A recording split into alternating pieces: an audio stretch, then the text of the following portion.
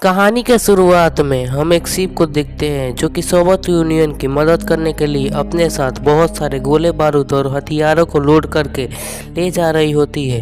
तभी हम देखते हैं कि यहाँ पे उनका शार्प शूटर गन लोड करने लगता है। उसके बाद हम अचानक से देखते हैं कि उनके सामने वाला एक शिप पर बहुत बड़ा बम ब्लास्ट होता है और वो शिप वहीं पे डूब जाती है। लेकिन ये लोग उसके लिए रुकते नहीं हैं, ये लोग अपनी स्पीड बरकरार रख के आगे की तरफ बढ़ने लगते हैं। दरअसल इस हमले को जर्मनी के सैनिकों ने किया था क्योंकि वो नहीं चाहते कि किसी तरह की मदद उनको पहुंचे। तभी हमको बताया जाता है कि रेडियो पर उनको एक मैसेज रिसीव होता है जिस पे वो रेडियो वाली औरत बताती है कि हमें एक मैसेज रिसीव हुआ है। कैप्टन जब उस मैसेज को पढ़ता है तो उसे मालूम चलता है कि उनकी काफिले को कैंसिल कर दिया गया है और उन्हें रसिया के किसी नज़दीकी बंदरगाह पे जाने को बोला गया है, जिस पे ये सब मीटिंग रखते हैं और डिस्कस करते हैं कि हमें क्या करना चाहिए। जिनमें से एक आदमी बोलता है कि हमें वापस आइसलैंड की तरफ चलना चाहिए, लेकिन कैप्टन बताता है कि ये हम नहीं करेंगे, हम सीधा ही जैसे आगे बढ़ रहे थे वैसे ही आगे बढ़ेंगे, लेकिन थोड़ा सा ज़्यादा स्पीड से आगे बढ़ेंगे जो कि जर्मन कभी सोच भी नहीं सकते। जिसके बाद हम देखते हैं कि सारे जहाज़ अलग अलग दिशा की तरफ जाने लगते हैं क्योंकि इनके काफिले को कैंसिल कर दिया गया है और इनकी सुरक्षा भी अब हटा दी गई है। तभी हम देखते हैं कि इनके रेडियो पर एक और मैसेज आता है जो कि एक डूबते हुए शिप की तरफ से आया था।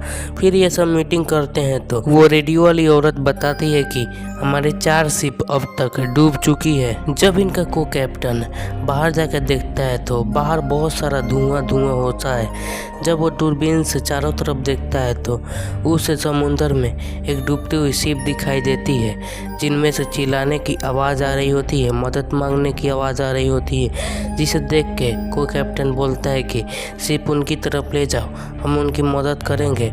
और जैसे ही ये लोग जा रहे होते हैं तभी वहाँ पे इनका कैप्टन आता है और इन्हें बताता है कि तुम्हें काफिले के तोड़ने के इल्जाम में तुम्हें गिरफ्तार भी किया जा सकता है। लेकिन कोई कैप्टन बताता है कि काफिला अब ख़त्म हो चुका है और हम लोग उनके बचाने जा रहे हैं। लेकिन कैप्टन बताता है कि शिप को टाइम और हम नहीं बचाएंगे उन लोगों को।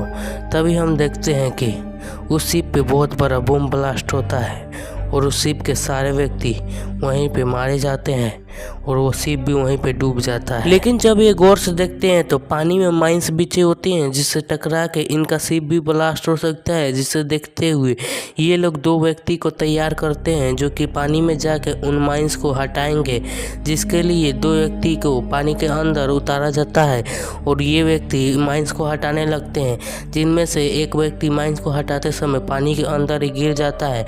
लेकिन रस्सी से बने होने के कारण वो बच जाता है और उसे ऊपर खींच लिया जाता है। लेकिन दूसरा व्यक्ति जब माइंस को एक हटा रहा होता है तभी उसका रस्सी ही खुल जाता है, जिसके कारण वो पानी में गिर जाता है और वो बच नहीं पाता और वहीं पे उसे छोड़ दिया जाता है पानी के अंदर मरने के लिए। लेकिन उसके मौत से सारे क्रू मेंबर बहुत ज़्यादा नाराज़ हो जाते हैं और वो लड़का जिसके साथ हो गया था वो बहुत ज़्यादा इमोशनल हो जाता है और रोने लगता है। लेकिन एक क्रू मेंबर के समझाने से वो चुप हो जाता है। उसके बाद हम कैप्टन को देखते हैं जो कि इंजन में जाता है और इंजन वाले मैन से बात करता है जो कि उसे बताता है कि वो यहाँ पे अब और काम नहीं कर सकता।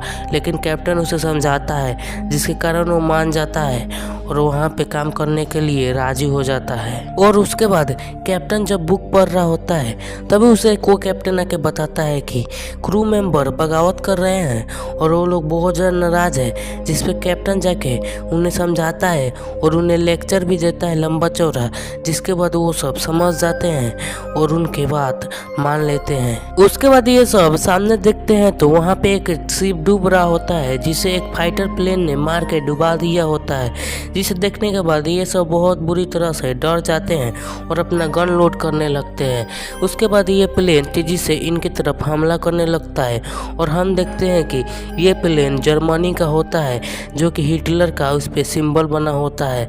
उसके बाद ये सब ये प्लेन को किसी तरह से मार गिराते हैं, लेकिन इसके बाद जस्ट ही दूसरा प्लेन भी इन पे हमला कर देता है, जिसके हमले के कारण कैप्टन बुरी तरह से घायल हो जाता है। लेकिन ये सब किसी तरह से उस प्लेन को भी मार गिराते हैं, जिसके बाद ये सब चैन की सांस लेते हैं। उसके बाद ये सब कैप्टन के रूम में मीटिंग करते हैं, जिसमें को कैप्टन बताता है कि जब तक कैप्टन बेहोश है मैं इस शिप का कैप्टन हूँ और जो मैं बोलूँगा वही तुम लोगों को करना पड़ेगा, जिसपे ये लोग उसका विरोध करते हैं।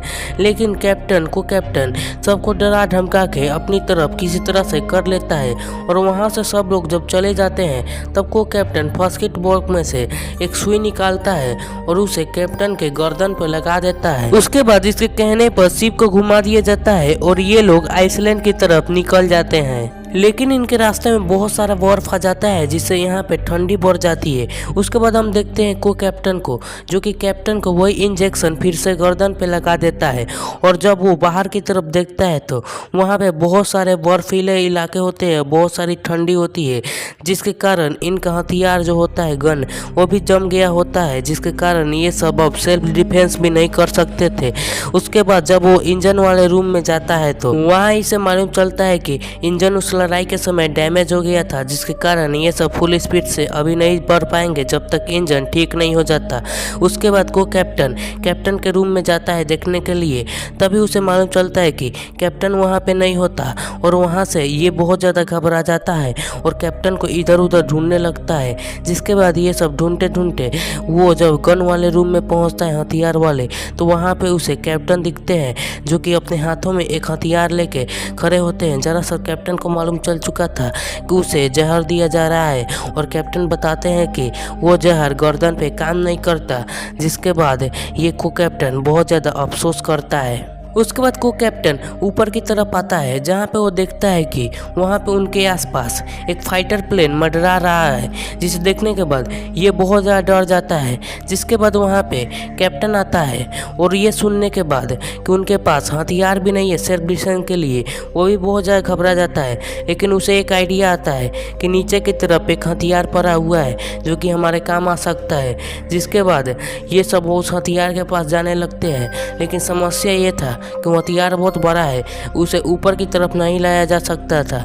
जिसके बाद ये लोग आइडिया लगाते हैं और नीचे की तरफ से ही एक छेद की मदद से वो लोग हमला करेंगे। जिसके बाद को कैप्टन वहाँ पे आता है और उसे आइडिया बताता है कि हम बर्फीले इलाके में हैं, जिसके कारण हम वाइट रंग से अपने जहाज को पेंट कर देंगे तो किसी को भी मालूम नहीं चलेगा। जिसके कारण कैप्टन भी उसे मंजूरी दे देता है और ये सब पूरे शिप को वाइट रंग से पेंट कर देते हैं, जिसके कारण सारे चीज़ वाइट हो जाता है और मिक्स हो जाता है। और शिप के ऊपर सिर्फ एक ही व्यक्ति होता है जो कि जहाज की लोकेशन इन्हें बता रहा होता है और वो देखता है कि शिप इनके तरफ ही तेजी से बढ़ रहा होता है और वो सबको बता देता है।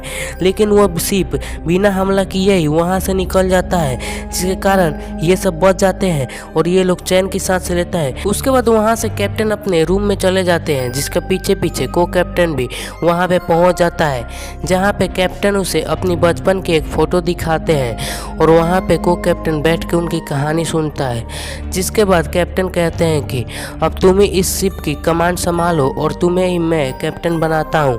जिसके बाद कैप्टन वहाँ से ऊपर आते हैं और ये लोग अपनी सफ़र की तरफ निकल जाते हैं। उसके बाद ये मूवी यहीं पे समाप्त होती है। आपको ये मूवी कैसा लगा ये कमेंट में बताओ और लाइक और सब्सक्राइब जरूर से कर दो।